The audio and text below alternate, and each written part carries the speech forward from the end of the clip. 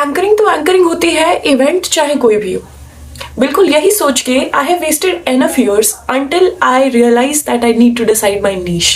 Hello ladies and gentlemen and welcome to episode 2 of Anchor Playbook series where we talk about how important it is to decide your niche.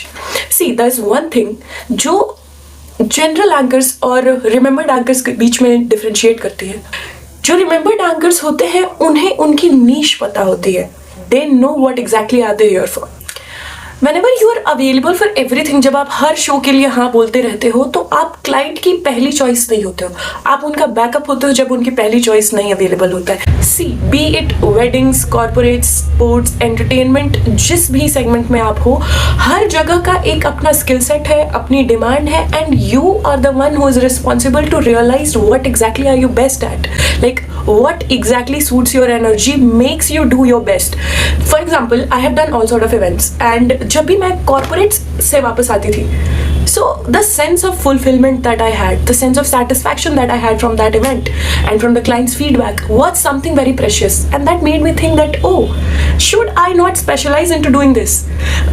I have done SBI के 5 events in a row, I have done Prism के 4 events in a row. Like it is because I have loved being in that space, the client has loved my energy, and then I have worked upon कि क्या इसके लिए necessary skill set है।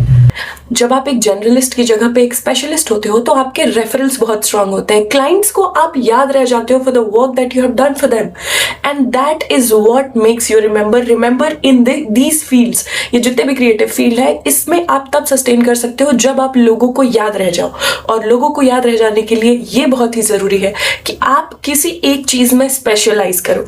You have the freedom to choose all sort of work, no one is stopping you, but if you want to be remembered as someone, it is very important for you to pick your niche. So let me know in comments, have you decided your niche, or at the point are you saying yes to every sort of events?